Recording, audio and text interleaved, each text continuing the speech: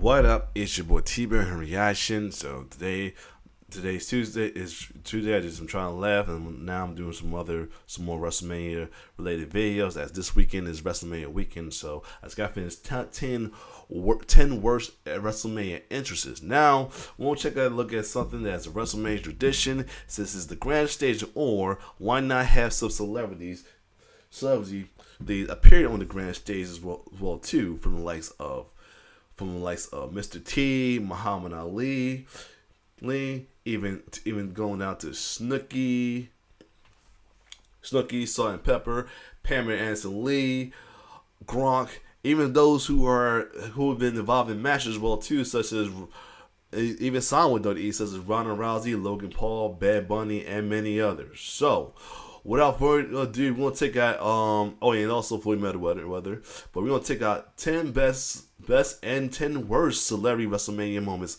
of all time. Because sometimes the celebrity brings it in, but sometimes celebrities is not it. So let's get it. You know what's better than having wrestlers at WrestleMania? Having literally anyone else at WrestleMania. Oh, sorry, that was the ad read from last year's WrestleMania. Who needs celebrities in our wrestling? Only wrestling matches with wrestlers and wrestling tights and wrestling boots and a wrestling ring this year. Of course, celebrity involvement has been ingrained into the very DNA of WrestleMania, dating all the way back to the inception of the Colossal Tussle. But that does not mean they have all been good. Many of the celebrity appearances to take place at WrestleMania have been little of note. Raven Simone says hi to the Make-A-Wish Foundation. Jonathan Taylor Thomas is a timekeeper. Remember that. Pamela Anderson and Jenny McCarthy as valets. Not much to remember them by, but some celebrity moments are so amazing that you can never forget about them. And well, unfortunately, the opposite is also true. I'm Tempest, hailing from partsFUNknown, and these are the 10... Hold on. Alright, hold on, guys. I'm back. We're going to check it out real quick. Best and 10 worst celebrity WrestleMania moments. But before we get on with this list, make sure, of course, that you like this video, subscribe, and enable notifications to always on so you don't miss a single one of the lists that we've got in the plethora of WrestleMania content coming your way this month. Honorable mention, Mike Tyson. Mike Tyson squeezes his way onto this list because it would be impossible to talk about the greatest contributions celebrities have made to WrestleMania without mentioning Tyson's role in making WrestleMania 14 the success it was. But he misses because on the actual night, boy is he distracting, annoying, and otherwise all-around bad. Damn. Number 10 worst, Kim Kardashian. Luke Owen still denies this one ever took place. Photographic evidence be damned, Luke Owen is unmoving. Regardless of Luke's stubbornness, Kim K did indeed host WrestleMania 24, if you can believe it. She did nothing of note besides getting yelled at by Mr. Kennedy and announced the attendance figures, and this wasn't even when she had become the mogul that she would go on to become. A few years later, this could have been a big deal. Here? Nah. Also, this was the first time I had ever heard of Kim Kardashian. I was 11. I was innocent. Oh, wow. Number 10 best, Snooki. I don't want to hear it. Snooki is a highlight of WrestleMania 27. I wouldn't. Glad folks is getting shown Snooki's love. She was good, and not to mention she was a face on it too, so that was awesome. Put being a highlight of one of the worst WrestleManias of all time in my obituary, but this is also the woman that described herself as a meatball on many occasions, so who knows where her priorities lie.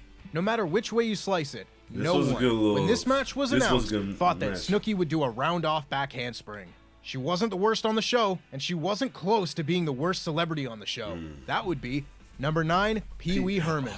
I know there is a generation of folks with nostalgia for Pee Wee Herman, but good God almighty, is he ever the worst celebrity to grace the screen at WrestleMania 27. Thankfully limited to a backstage segment, Mr. Wee Herman riffs with The Rock in some of the most PG garbage comedy of the PG era. Thankfully it was short, but Piss Herman can piss off.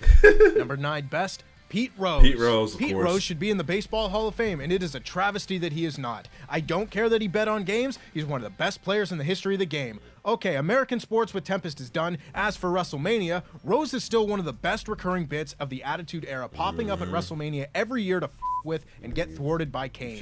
WrestleMania 14 is the best among them if you want to get granular and hold me to one moment, but Rose's run-ins at WrestleManias 15 and 2000 were also Hall of Fame worthy. Number 8 worst, Maria Menounos. This one feels a bit mean. Maria Menounos is a massive wrestling fan. She recites the Hard Times promo to Dusty Rhodes. She was a good fan, just her as competitor was like so.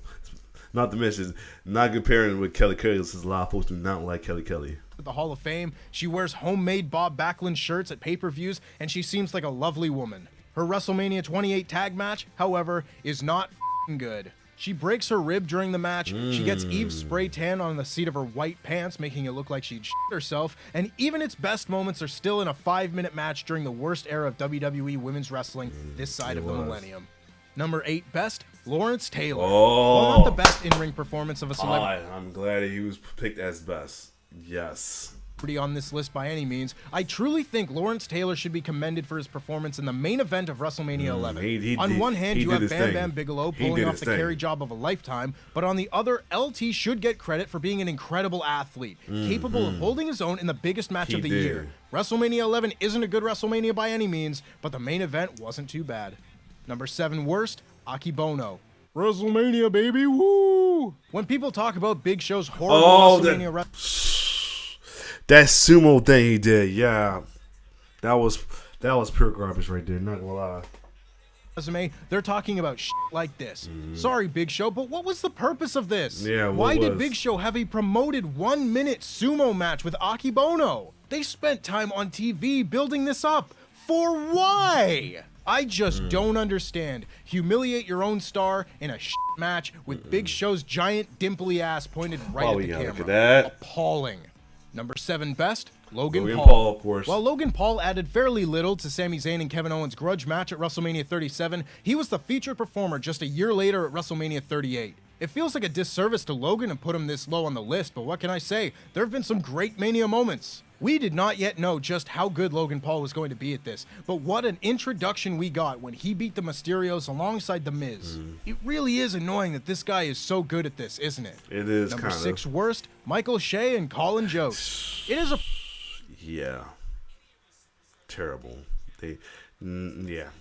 Terrible. Appropriate, I suppose, considering how not funny Saturday Night Live has become, that the WrestleMania appearances of these two SNL dudes would be the least funny thing WWE did in 2019, and that is f***ing saying something. These two walk out with all the charisma of your nan's plastic-covered sofa, hide under the ring, then try to turn the Andre the Giant Memorial Battle Royal into a comedy angle, getting Braun Strowman to talk to their therapist before getting chucked out. No one cares about this Battle Royal, but man, the Hardys were there, Luke Harper, Andrade, Ali, some players. Nah, give the big spot to the unfunny comedians.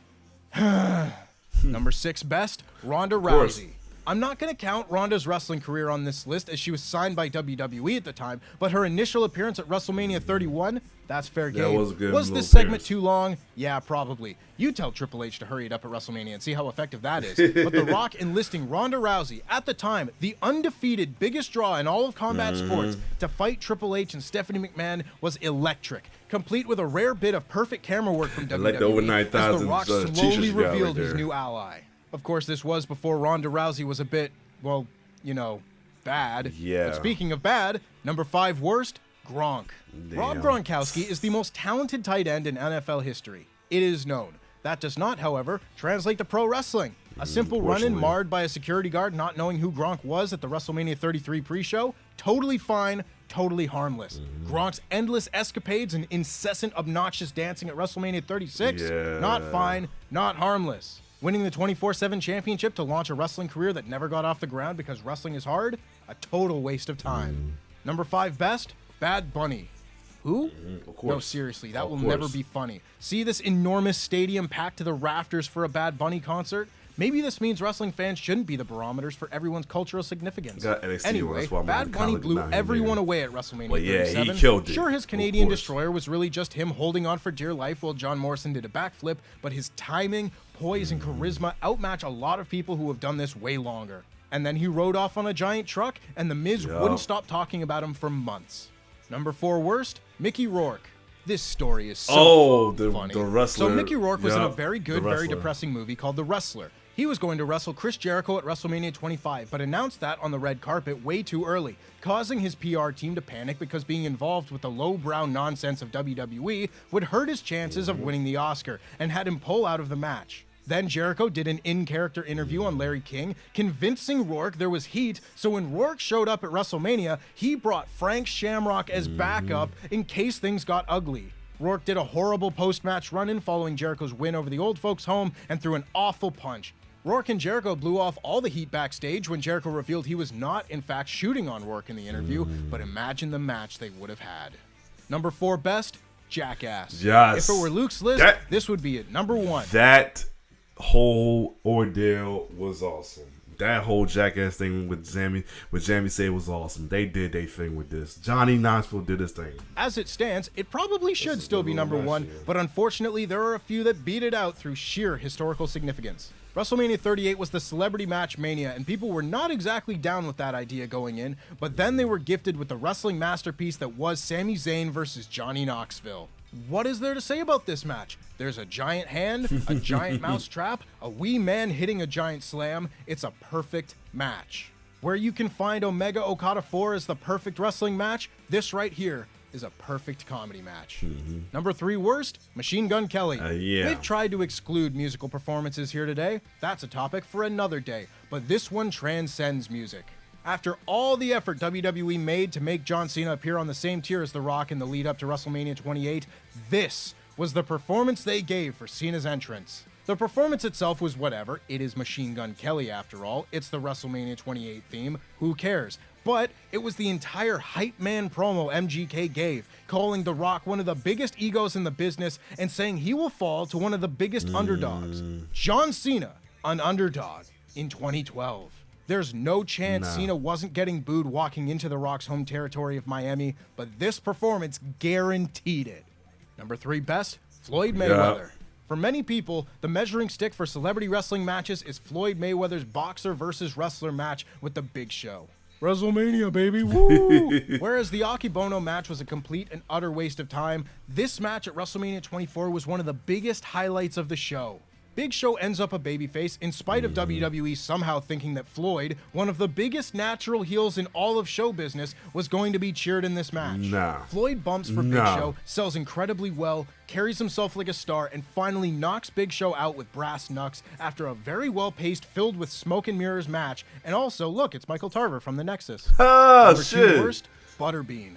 Some of the entries on this list could be classified as They're coming over me. it's a waste of time. Akibono says hello, but at the very least, it is merely a waste of a segment and perhaps the time it took to build the match. Butterbean's boxing match at WrestleMania 15 is not only a waste of time on an all-time wretched WrestleMania, but it also serves as the culmination for one of the biggest wastes of time in WWE history with the Brawl for All. Vince Russo's brain-dead idea to have the fake wrestlers do real fights to prove that JBL wasn't tough. It is one of the worst ideas in WWE, climaxing with a worthless boxing match that killed Bart Gunn dead. Shout out to Butterbean. Wasn't his fault. Number 2 best, Donald Trump. Like I said, the funny part about it, he was the face at the time. So, at the time, we didn't hate him. The words best and Donald Trump mesh together like caviar and horseshit. But still. But unfortunately, WrestleMania 23 was very successful. Assholes. Having a successful show. The interest in the hair versus hair match between Trump and Vince McMahon, with Bobby Lashley and Umaga playing the role of the action figures the two billionaires were smashing together, was through the roof, resulting in the biggest buy rate in WWE history to that point. It was a hell of an angle, a hell of a payoff, and a hell of an awful stunner. The absolute state of that. But the only thing good about it, Donald Trump did get the stunner, but still. And now, this day, we love the fact he got the stunner. But at the time, he was the babyface, so we like, dang. But we loved it regardless because, it's Stone Cold Steve Austin. But we really more love it now. Dear God. Had to end on a negative note because, Trump. Number 1 worst, Mr. T. Mr. T was instrumental in the success of Why he the worst? All right. WrestleMania 1, but when the time came for the sequel a year later, boy, did that success not translate. Of course, 1 was a tag team match with 3 of the industry's biggest stars in the main event of the most important wrestling show in history, and then there's this, an honest-to-God, minus 5-star worked boxing match with Roddy Piper. This is appallingly bad. Anytime wrestlers try to do a worked fight, whether it be boxing or MMA or whatever, it never goes well. And this one is not short, it is not entertaining, and it ends with a stupid DQ when Piper just gets bored and body slams. Not enough people name WrestleMania 2 as the worst WrestleMania ever, but I assure you, anyone unlucky enough to be in the New York third of this godforsaken show could tell you horror stories about how bad this show and this match were. But thankfully for Mr. T, he also had number 1 best, Mr. T. Oh, nice. So back to back. Okay. Good makeup. WrestleMania 1 is the most important wrestling show ever, and there could be a whole list filled with just the celebrity appearances from that show. Cyndi Lauper, Liberace, Muhammad Ali, and Billy Martin, prior to his 4th of 5 stints as New York Yankees manager, all brought in more eyes to the show. But Mr. T's involvement in the WrestleMania 1 main event was the big one. Hulk Hogan, the face of wrestling, teaming up with Mr. T, an actual mainstream megastar, is a level of celebrity involvement that has not been achieved with this level of success since. And the match itself is fine. Considering this is 1985, this could be way worse. Imagine if we lived in the alternate timeline where Mr. T actually did pull out of this match because he thought the others were going to shoot on him, which nearly happened. Would we have WrestleMania as we know it today? No. Maybe not. And I pity the timeline that doesn't have WrestleMania. And that's our list. Make sure, of course. Cool. There you have it, though. Oh, man. That colors up. But anyway, good look. This was good. This was good. Sorry, my part was choppy. At least the video itself wasn't as choppy. But sorry, I was looking choppy. I don't know what's going on. Well, other than that, if you like my reaction, like, share, subscribe to my YouTube channel. It's your boy T-Bear signing off. One love.